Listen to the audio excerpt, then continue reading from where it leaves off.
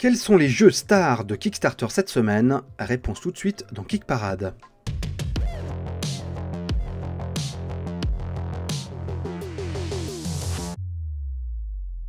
Bonjour à toutes et à tous, salut Swan. Salut Erwan, salut à tous. Bienvenue pour ce Kick Parade numéro 20. Ça fait 20 Kick Parades qu'on fait, mon gars. Tu vois? En tout cas, merci à toutes et à tous d'être de plus en plus nombreux à nous suivre. On va être honnête, le classement de Kickstarter cette semaine est un peu mou du genou, mais ça va nous permettre de discuter d'autres plateformes parce que c'est une demande que vous nous avez fait dans les commentaires. Il commence à y avoir des financements de jeux sur d'autres plateformes, GameFound pour ne pas le citer par exemple. Voilà, mais on va quand même parler un peu de ça tout à l'heure, donc eh bien, restez avec nous. Allez, on va commencer par la 10e place. Ça commence par un source et ça finit par un book. C'est quoi? C'est un sourcebook. Attends, laisse-moi réfléchir. Voilà, Kickstarter est envahi de sourcebooks pour les jeux de rôle, c'est impressionnant. Il y en a partout. Voilà. Même nous, on commence à en avoir marre, pourtant on est des rôlistes. Hein. Mais bon, voilà. Il n'y a pas grand-chose à dire dessus.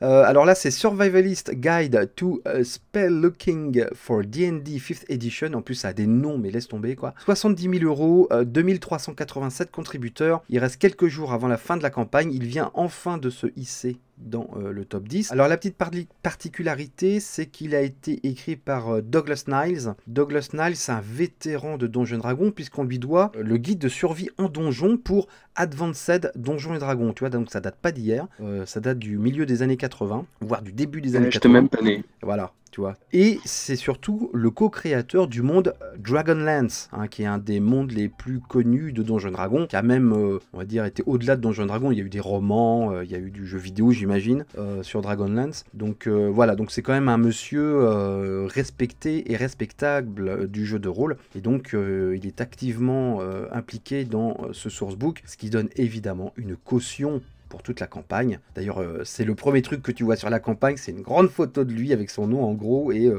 le livre d'Advanced Donjons & Dragons dans les mains d'époque. Ouais, il y a un peu un comeback hein, des héros de la première heure, tu sais, c'est le phénomène Stanley, tu vois. On vient les rechercher 20 ans trop tard hein, pour leur dire hey, venez faire la promotion. Bon, après, c'est cool, moi je trouve que voilà, les sourcebooks, comme tu l'as dit, on en a beaucoup parlé, on les évoque assez régulièrement.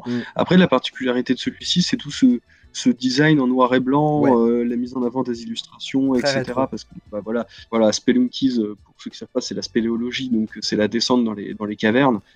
Et donc du coup, voilà, tout le côté noir et blanc, je trouve rend bien hommage à ce style-là, avec un côté comics qui est pas désagréable à l'œil. Bon après, malheureusement, voilà, c'est le genre de truc qu'on ne verra pas traduit. Non, il n'y aura pas. Voire jamais. Il n'y aura jamais en français. Donc, et ce guide, en fait, il est spécialisé dans les mondes souterrains de Donjons & Dragons. Donc c'est pour ça, c'est assez cohérent avec le côté noir et blanc. On est dans les cavernes, dans les mondes qui ne voient pas la lumière. Et c'est un vrai monde, hein, Donjons & Dragons. Il y a beaucoup de scénarios qui se passent là-dedans. Vous avez un bestiaire à part. Donc voilà, donc c'est toujours pareil avec ces sourcebooks.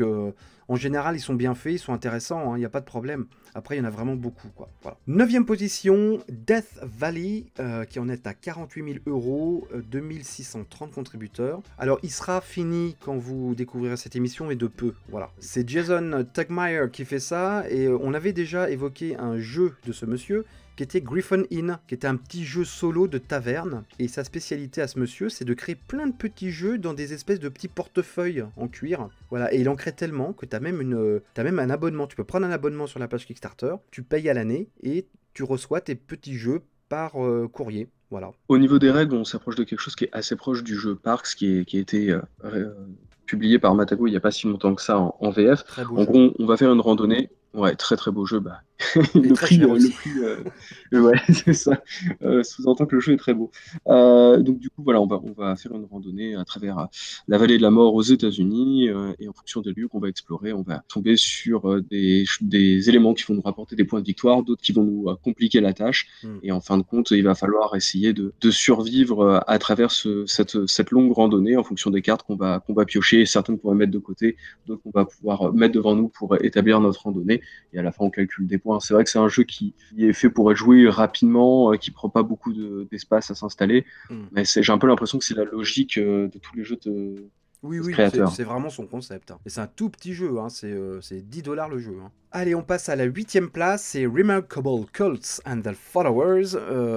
Il était là la semaine dernière. Il a gagné une place. Il en est à quasiment 150 000 euros, 3750 contributeurs. Il reste moins d'une semaine, enfin il reste même quelques jours avant la fin de cette campagne. On n'y revient pas. C'est un sourcebook pour créer vos cultes et sectes dans Any RPG, comme c'est indiqué sur le titre, donc dans n'importe quel jeu de rôle. Et voilà, puis ça avait l'air cool. Et on se demandait s'ils avaient créé des gros cultes déviants, mais on n'a pas encore trouvé la réponse. Il faudrait qu'on lise le bouquin en entier.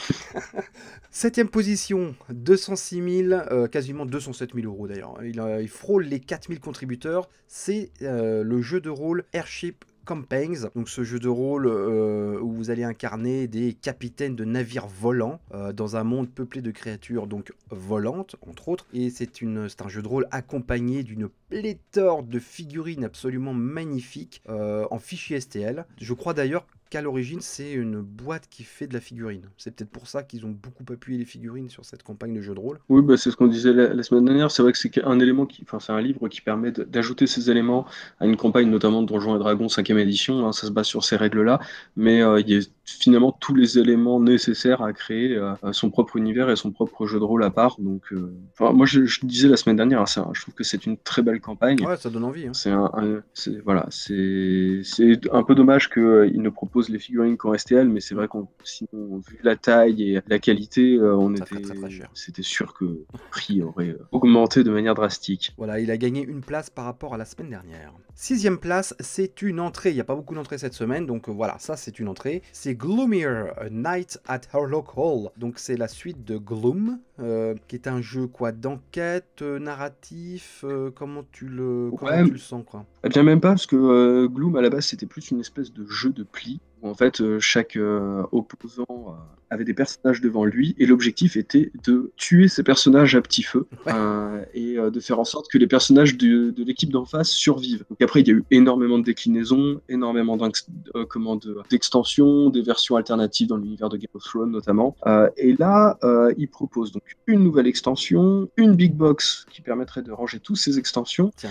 Enfin tout le jeu complet, et puis une espèce de mode campagne qui se débloque via les stretch goals, donc des petites cartes avec des règles spécifiques qui peuvent se jouer de manière indépendante, ou alors être jouées au fur et à mesure, et ainsi composer toute une histoire avec les mêmes personnages. Ce qui est assez surprenant pour ce style de jeu, mais à la rigueur, pourquoi pas, parce que c'était un peu le principal défaut qu'on pouvait faire au jeu, c'était d'avoir cette ambiance si particulière, et finalement un lore alors un peu sous-exploité finalement. Et je trouve que on a un peu l'impression qu'ils ont entendu ce qui était reproché, et on espère vraiment que ça donnera un second souffle à ce jeu qui est assez sympa, avec un système de cartes transparentes qui se juxtaposent. Comme dans Mystic Vale. Exactement. Moi j'adore ce système. Vous pouvez empiler les cartes les unes sur les autres, et comme il y a des éléments transparents, ça ne crée qu'une seule carte à la fin. C'est un amalgame de cartes en fait. Bon, et voilà, et puis il y a une petite ambiance on va dire gothique, humour noir, Addams Family quoi, un petit peu quoi. Voilà. Certains diraient peut-être burtonesque, mais oui. Donc Gloomier, il en est à 344 500 euros, pardon. Pourquoi dollars, euros? 4142 contributeurs. 5e place, c'est Encyclopédia Lorebook and Toolbox for 5e Campaign. Donc c'est le superbe sourcebook qui sera en VF, c'est ça sa particularité. Il sera en version française, qui est un très très beau carton. Il en est à 408 000 euros, 5700 contributeurs. Il y a beaucoup de choses qui se sont débloquées, notamment désormais vous avez accès aux livres précédents, puisque ça fait partie d'une collection que vous pouviez déjà acheter en plus de ça leur précédent livre qui était Creatures, donc créatures, donc qui était un bestiaire, et maintenant vous avez accès aux 2 autres plus anciens qui étaient Grimoire et Aventurier il me semble. Donc là vous pouvez vous faire la totale avec un beau coffret. Enfin voilà, vous pouvez, en plus de ce nouveau livre, vous pouvez dépenser un paquet de thunes avec tout un tas de choses superbes, hein, d'ailleurs. Très belle campagne, très beaux objets. Bon voilà, puis c'est un gros carton et ça va sortir en français, donc on est très content. Voilà. Et moi je l'ai backé. Gna gna gna. Allez, on passe à la 4e place. So You've Been Eaten, c'est sa dernière semaine. Il est dans la dernière ligne droite, ce jeu. 230 000 euros, 6400 contributeurs. On en a déjà parlé. Très belle campagne, sans faute. Concept du jeu très cool. vous envoyez des mineurs dans la gueule de monstres géants de l'espace pour extraire des minéraux super précieux. Vous pouvez jouer la créature, vous pouvez jouer les mineurs, vous pouvez jouer en solo, vous pouvez jouer en VS, etc. etc. Tout cela est fort bien pensé. Et voilà, il finit tranquillement sa campagne. Je pense qu'il va avoir beaucoup de boost, comme toutes les fins de campagne en général de jeux qui marchent bien. Donc il va certainement dépasser les 300 000 euros d'ici 6 jours, voire plus. Peut-être qu'il va même atteindre les 500 000. Pourquoi pas. Voilà. Ça faisait longtemps qu'on n'avait pas eu l'occasion de suivre un peu comme ça l'ascension d'un jeu, on va dire, qui soit pas un triple A ou avec des sommes vraiment faramineuses, mais vraiment d'un petit jeu indépendant, sans être non plus complètement simpliste, Cheapos, ouais. En avoir d'autres. Là, c'est quelque chose qui pourra devenir potentiellement un vrai petit jeu qu'on trouvera sur les étals des magasins. Moi, et je suis sûr qu'il va sortir plaisant, en boutique, ça faisait longtemps. Ouais, il va sortir en boutique, j'en suis quasiment persuadé. Ils avaient indiqué qu'ils étaient en pourparlers là, pour des traductions post-campagne. Donc, qui dit traduction post-campagne dit potentiellement sortie boutique dans quelques mois.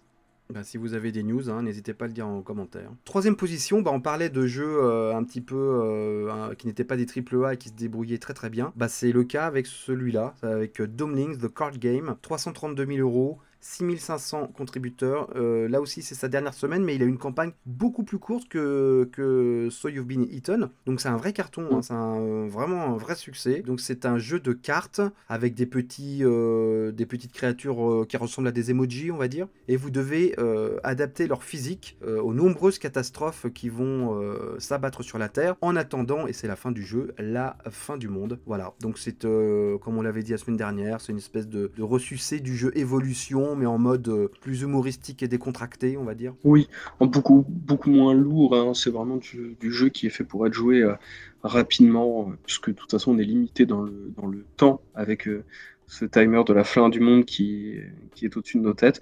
C'est un jeu qui est fait pour être rapide, peut-être un peu plus convivial. Mais oui, ça reste une belle campagne pour son créateur qui a visiblement passé une sale année, comme il l'explique en préambule de la campagne. Tout le bonheur qu'on puisse lui souhaiter. Allez, on passe à la deuxième position. Énorme carton, un jeu de rôle en deuxième position de Kickstarter avec 585 000 euros, plus de 10 000 contributeurs. C'est Coyote and Crow The Role Playing Game. C'est sa dernière semaine aussi, on ne verra pas la semaine prochaine. Donc c'est un jeu de rôle qui se passe en Amérique du Nord dans le futur, chez les Indiens d'Amérique, mais des Indiens d'Amérique qui n'ont pas été colonisés par les Européens. Donc c'est intéressant, c'est un SI, on va dire, 3 petits points. C'est marrant parce qu'effectivement on voit le succès des sourcebooks autour de Donjons et Dragons 5e édition, mais ça fait plaisir aussi de voir qu'il y a quand même pas mal d'espace sur Kickstarter pour des nouvelles licences en fait. C'est pas la première fois qu'on voit une campagne se porter sur un nouvel univers de jeu de rôle, et voir que ce livre-là se place bien avant des sourcebooks avec pourtant les créateurs originaux de Donjons et Dragons, etc. C'est quand même assez impressionnant. Donc c'est agréable de voir que voilà, si vous avez des idées, si vous souhaitez développer de nouveaux univers, il y a des gens qui sauront répondre présent. Ouais, c'est plutôt rassurant, c'est vrai, sur la curiosité du gamer, quoi. Voilà. Avant de passer à la première position, nous vous rappelons que vous êtes bien sur la chaîne So Many Bits, dans l'émission Kick Parade. N'hésitez pas à découvrir la chaîne si vous la regardez pour la première fois. Si ça vous plaît, abonnez-vous. Activez bien la cloche pour recevoir la notification de votre Kick Parade hebdomadaire. Likez, ça fait beaucoup de bien à la chaîne et à l'émission. Commentez, parce qu'on est toujours curieux de savoir ce que vous pensez de l'émission, mais pas que. Surtout ce que vous pensez des jeux dont on parle, avoir les retours, un peu la température des projets qu'il y a sur Kickstarter par rapport à ce que vous aimez et ce que vous aimez pas. Avant de passer à la première position, tu voulais faire un petit détour par GameFound, il me semble. Oui, puisque c'est vrai que la semaine dernière, on a vu que dans les commentaires, il y avait des gens qui nous interpellaient justement sur les campagnes en financement participatif qui avaient lieu sur d'autres sites que Kickstarter. Ça existe de plus en plus. C'est une réflexion qu'on a nous aussi de notre côté.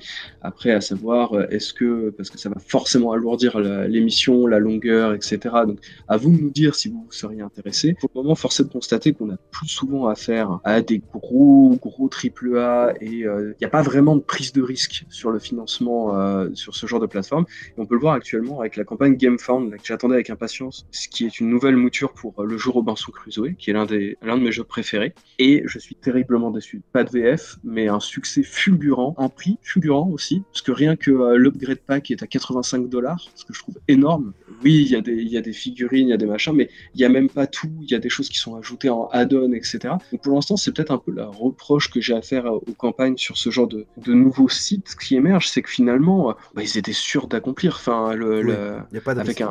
un tel tarif, oui, il n'y a pas de risque. C'est des grosses licences, ou alors c'est des gros éditeurs. Est-ce que c'est vraiment pertinent que nous, on surveille ça et qu'on puisse suivre l'ascension de tels projets, alors que finalement, c'est de la précommande. Donc nous, ça nous intéresse aussi de savoir ce que vous en pensez. Si on est passé à côté peut-être de projets, n'hésitez pas à nous le faire connaître dans les commentaires, puis on pourrait essayer de regarder, et puis de temps en temps, voilà, faire des petites apartés là-dessus. On peut quand même citer le site français Ulule, où là, il y a vraiment des vraies campagnes, notamment pour le jeu de rôle français. C'est vrai que là, pas de la précommande de gros trucs, il y a vraiment du vrai projet. Mais comme dit Swan, c'est vrai que ça alourdit l'émission, et puis ça trahit un peu le titre, hein, tout simplement. Hein. Faut pas oublier que c'est une émission qui s'appelle Kick Parade, donc il faudrait faire un Ulule Parade, un Gamefund Parade. Bon voilà, quoi, on va avoir besoin d'aide, les mecs, hein, venez nous aider dans ce cas. La réflexion reste ouverte, en tout cas. Voilà. Allez, première position, c'est sans surprise, hein, Stellaris Infinite Legacy, qui prend la première place, donc de Academy Games. Il en est à beaucoup, il en est quasiment à 2 millions d'euros pour 13 225 contributeurs. Il reste plus d'une semaine, enfin une semaine avant la fin, donc il va, pour moi, il va passer même 3 millions d'euros, je pense. Oui. Alors, est-ce que je te rebranche sur ce jeu? Je ne sais pas. Si vous voulez les explications de Swan, qui était un peu vénère sur ce jeu, je vous conseille vivement de regarder le Kick Parade de la semaine dernière. Je vous mets une petite notification en haut à droite de l'émission pour que vous puissiez cliquer dessus. Ça vaut son pesant de cacahuètes, mais en tout cas, c'était très bien argumenté. Comme quoi, la campagne de Stellaris, c'était un petit peu du foutage de tronche, hein, pour résumer. C'est marrant parce que on sent qu'il y a eu une entrée fulgurante la semaine dernière, mais là on sent que voilà, les chiffres stagnent un peu, ce qui est souvent le cas hein. Sur Kickstarter. On a souvent beaucoup de gens au début, beaucoup de gens à la fin, et peut-être une vague un peu plus creuse au milieu. Bon, après, voilà, ils continuent à débloquer des stretch goals tous les 100 000, tous les 100 000 euros investis dans le jeu. Bon, après, voilà, malgré tout, le jeu reste très beau, il reste très intéressant. Oui. Pas de... Très sincèrement, hein, moi, c'est vrai qu'il n'y aurait pas ce marketing malaisant et ce prix faramineux. Ça m'aurait intéressé parce que j'adore les jeux de civilisation spatiale. Mais bon, j'ai déjà Eclipse. Par contre, ça m'a fait prendre le jeu vidéo. J'ai essayé le jeu vidéo, Stellaris. Et effectivement, c'est très très bien. Voilà. C'est du civ spatial et c'est très très bien. D'ailleurs, tu as dans le pledge, tu peux avoir les codes Steam pour avoir le jeu vidéo inclus dans le pledge. En jouant au jeu vidéo, qui est très très fourni, je me demande comment ils vont pouvoir adapter ce foisonnement de choix dans le jeu de plateau. À mon avis, ça va être forcément différent parce que c'est trop quoi. On en revient à la question qu'on s'était déjà posée pour Darkest Dungeon et qui pour moi reste une question que je me pose assez régulièrement quand je vois des adaptations de jeux vidéo en jeu de plateau, c'est réfléchir à la pertinence. Qu'est-ce que ça va nous apporter? Est-ce qu'on va vraiment y gagner quelque chose en plus? Ou est-ce qu'on va avoir une version peut-être un peu au rabais? Voilà. Alors oui, moi j'adore les figurines, mais finalement, est-ce qu'il se serait pas suffi à lui-même sans forcément coller à une licence ou essayer de coller exactement au gameplay du jeu? On verra. Parce que moi je me dis pourquoi ne pas tenter un truc qui se passe dans le même univers mais avec un gameplay différent par exemple. Oui. Ça aurait pu être intéressant. C'est vrai. Donc, à voir. Écoutez, voilà les 10 projets les plus populaires sur Kickstarter cette semaine. Ça a bougé moyen, mais bon, il faut dire qu'on a eu 2-3 semaines assez épiques sur Kickstarter, donc ça se calme un petit peu. Et puis ça va repartir de plus belle parce que des projets, il y en a qui arrivent. Voilà. Bonne fin de semaine, Swan. Merci, Erwan. Puis salut à toutes et à tous et à la semaine prochaine. Allez, ciao tout le monde.